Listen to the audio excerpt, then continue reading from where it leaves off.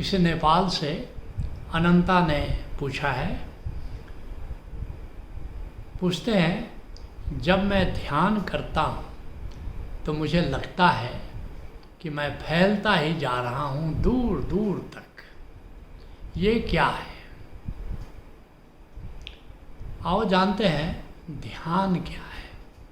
ध्यान की विधि तो तुम जानते हो कि आकार से मुक्त हो जाओ, आंखें बंद कर लो और जो निराकार है, जो शून्यता है, जो एम्प्टीनेस है, बस उसके प्रति जागो, उसको निरंतर रिलैक्स होकर देखो। ये ध्यान है। लेकिन ध्यान में होता क्या है? ध्यान में तुम दायरों से मुक्त हो जाते हो। जब शरीर में हो, तुम जागे हुए हो, शरीर में हो, तो एक दायरे में तुम बंधे हो और तुम सोचते हो कि मैं शरीर हूँ, अब दायरा तो आ गया। मैं मन हूँ, ये दायरा तो आ गया। मैं प्राण हूँ, ये दायरा तो आ गया।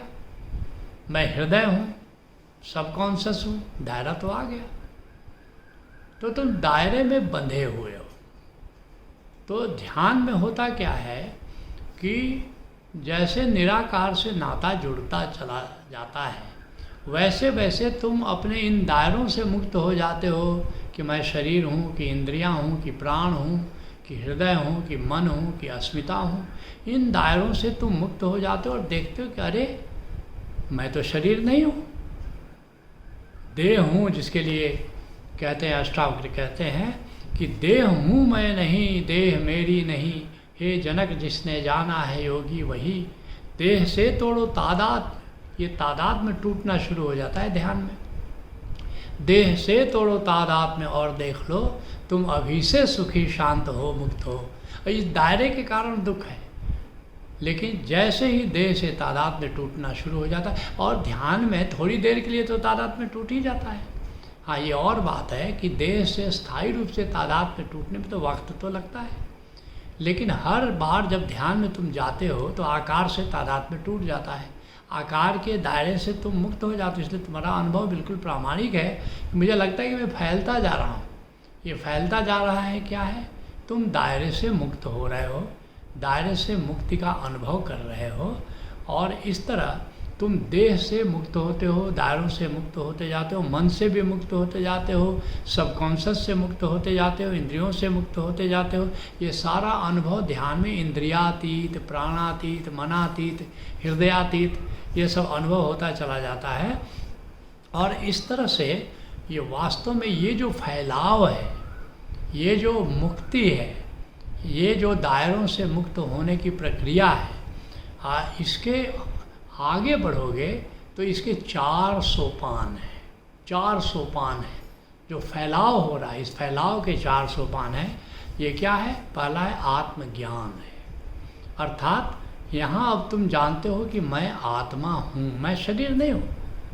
मैं यहाँ जानते हो कि मैं आत्मा हूँ, और निश्चित रूप से जब आत्मा से तादात्म्य हो जाता है तो एक बहुत बड़ा फैलाव होता है, और जिसके लिए यहाँ अष्टावक्र कहते हैं, एको विशुद्ध बोधो, मैं विशुद्ध चैतन्य हूँ, इति निश्चय वहनिना, इस निश्चय को अपनी आग बना लो। प्रज्वालया अज्ञान गहनम वीत शोको सुखी भव, और अज्ञान के जंगल को इस बोध से जला दो। वीत शोको, सभी शोकों से मुक्त हो जाओ, सुखी भव, और आनंदित हो जाओ।